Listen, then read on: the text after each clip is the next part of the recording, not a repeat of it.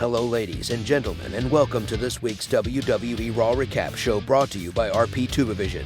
Now here is your host, Ronald Ray. Hello, ma'ams and sirs, and thank you for tuning in to this week's WWE Raw Recap show. I am Ronald Ray, your boy with a cornbread accent. Before I get too deep into it, did you know kicking things off was a promo time for Cody Rhodes? Came out, great pop. Huge pop really from the Jacksonville crowd. He did mention, didn't hide from it, that he spent the pandemic time in Jacksonville.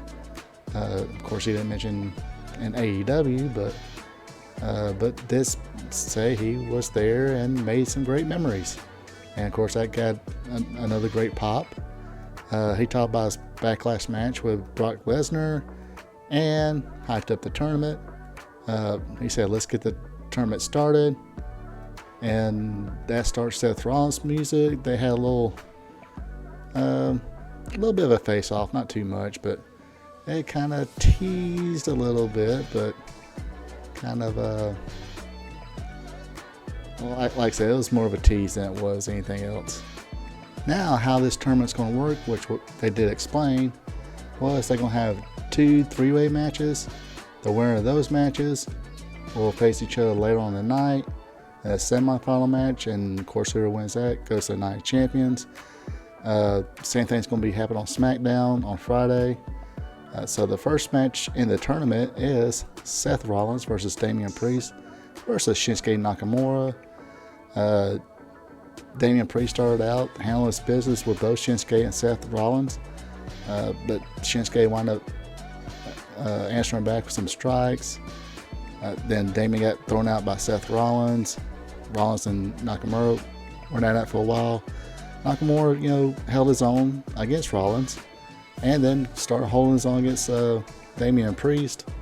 Damian Priest did a good job, selling the leg from the night before, from Saturday's Backlash. After that, 3 of them kind of all got their stuff in.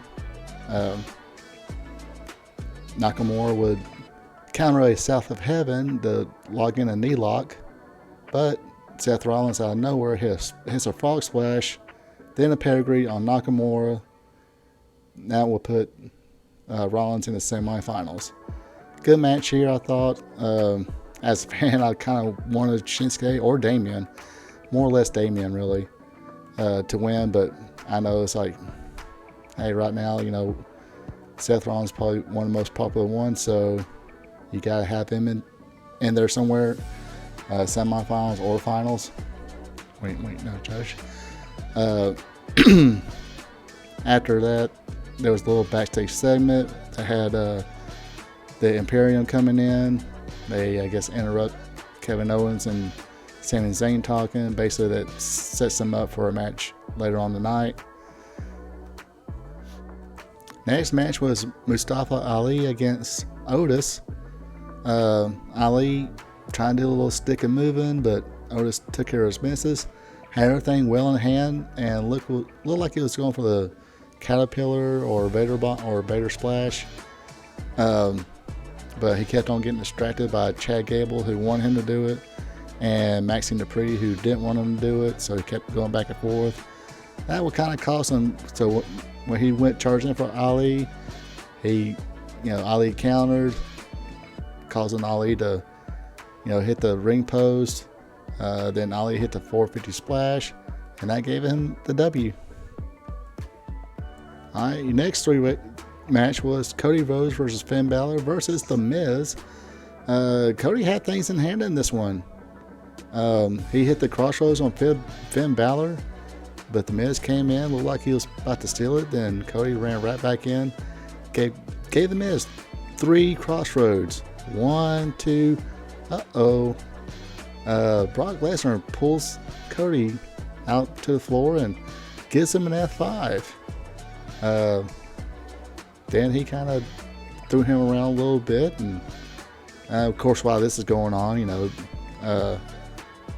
Finn Balor hit the coup de grace on The Miz, and Finn Balor's going to the semifinals, but Brock says he wants to fight, and look at me, and What do you want to talk? What do you want to talk about, Cody? What do you want to talk about? I want to talk about me. I want to talk about me. And he wants to fight. He wants to fight Cody at Night of Champions, which later on the match was announced. It will be Cody Rhodes and Brock Lesnar again at the Night of Champions. But congratulations to Finn Balor for making it to the semifinals, and he'll face Seth Rollins. Next match was the SmackDown Women's Champion Rhea Ripley went up against Dana Brooke. I don't know what's supposed to go on there. I don't know if they're gonna do a title switch or just say, "Hey, you're a SmackDown champion, and you're a Raw champion on SmackDown." Who knows? What we do know is Rhea Ripley was handling her business against Dana Brooke. Brooke made a very brief comeback, but that all ended when Rhea countered a cross-body block. She hit the riptide. Instead of going for a pin, she went to a reverse Cloverfield. That would give her a tap-out victory. I guess she took a breather, hit another riptide into another reverse cloverleaf on Dana Brooke and held it till Natalya came to the ring. They had a little stare off, and I guess that's going to be basically Rhea Ripley's next victim. But yeah, the winner of this one, of course, was Rhea Ripley. Next up is your unified tag team champions, Sami Zayn and Kevin Owens, going against the Imperium. This is kind of a paint by the numbers type, basically the ABC Sami Zayn Kevin Owens match now. It started off with Kaiser and Sammy, a little back and forth, blind tag with Gucci, heat on Sammy, some good double team offense, hot tag to KO. He came in, got some of his stuff in, then Imperium tripped him up, and then a little bit of heat on KO. He might not getting a comeback. Zayn would tag himself in, and he would hit the haluva kick on Kaiser as he countered KO, run it to the corner. 1, 2, 3, your winners was Sami Zayn and Kevin Owens.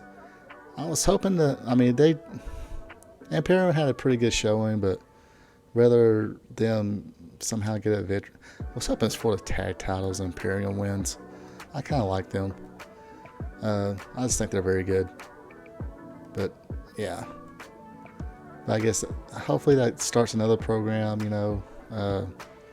or maybe you have this match, and when the General Guthrie comes in next week, he'll really add a little sizzle on the steak, and we'll see what happens. Or is it just going to be a one-off or a couple, probably just one premium event type match. But like I said, I kind of dig the Imperium. What do you guys think? Your next match was Nikki Cross versus the main roster debut of Zoe Stark. Zoe Stark was another one seen at the Royal Rumble. It's pretty high on, very good upsides of her, along with Raquel Rodriguez. Like I said, the potential definitely showed. She showed her, athleticism. Of course, she hit a stiff clothesline on Nikki Cross. Nikki, she got a little bit of shine time, but Stark would get the victory after hitting a C360. But yeah, very good match. After the match, had another little backstage segment where it just basically set up Dum Dum or Dominic Mysterio against Xavier Woods later on. Next up, we have a pretty entertaining heel promo from Trish Stratus. She's promising the crowd to find the missing Becky Lynch. She tells Kevin to cheer up Buttercup. She will find Becky, and after she finds her, you say thank you, Trish, again. She stated that no one was steal her spotlight. Becky's music hits, then she started laughing and said, haha, she's not here, she's missing. Then Trish talked bad about Becky's kid. Then Trish started trashing Becky Lynch some more. Becky's music hit again. But this time she comes in from behind, gets Trish's attention, hits her with a stiff jab, then an exploder suplex. Trish bails out, and Becky poses. So now we have Becky back. I guess this is going to set up them two for a match at Night of Champions as well. But yeah, like I said, that was a very, very funny, entertaining promo from Trish Stratus, showing these young kids how to do it.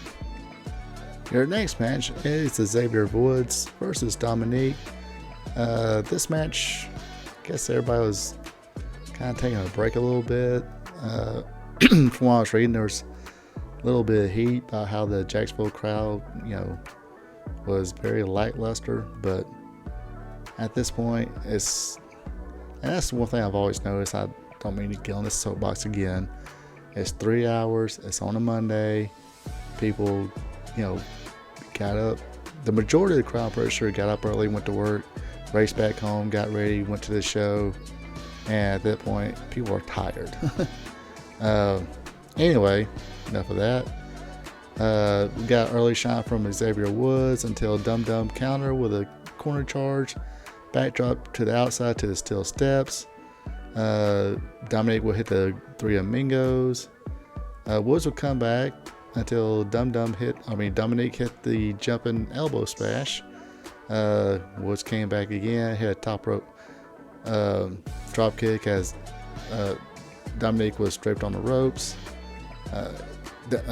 Xavier Woods would go for an elbow drop from the top rope, but Rhea Ripley wound up pulling Dominic out of the ring, causing Xavier to miss it. Mysterio ran back in, Oklahoma Roll, 1, 2, 3. Your winner was Dominic Mysterio. And let's be serious now. Okay, he's okay on the mic, but I got a serious question for you guys. Please feel free to comment, call me a jerk, whatever. And there's a Google machine. Some of the footage of the two guys you might find on YouTube. One of them I know, but the other one maybe not so much. But bear with me here. Serious question here.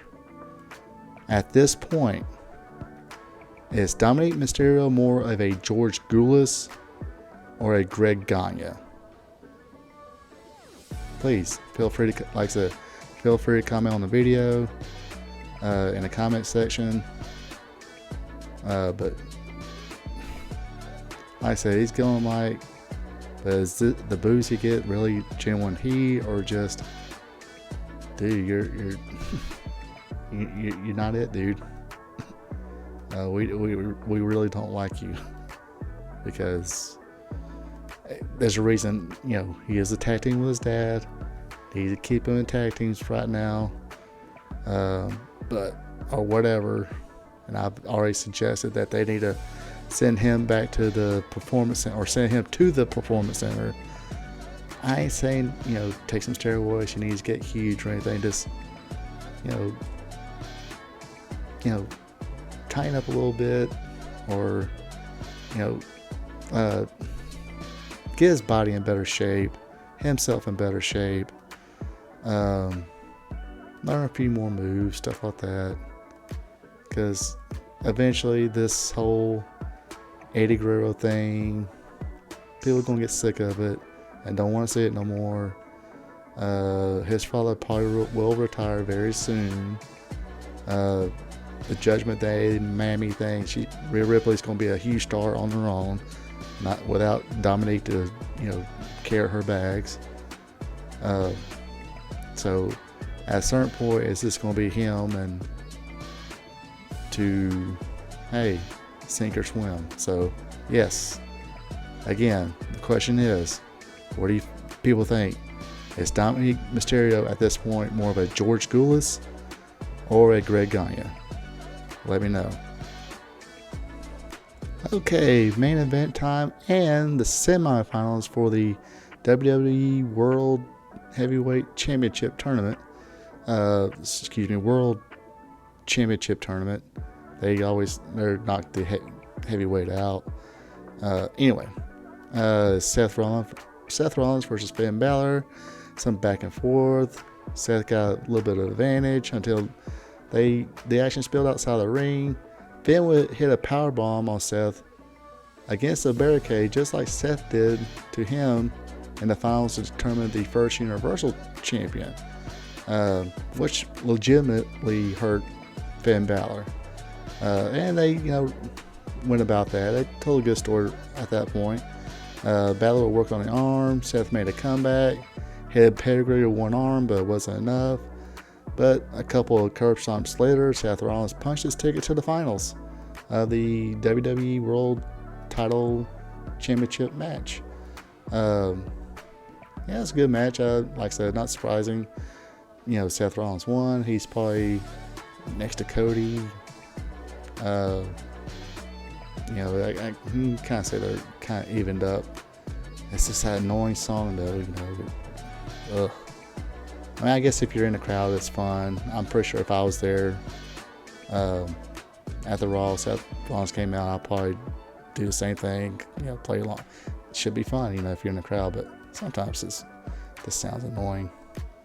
But other than that, like I said, decent little show. No problems with it.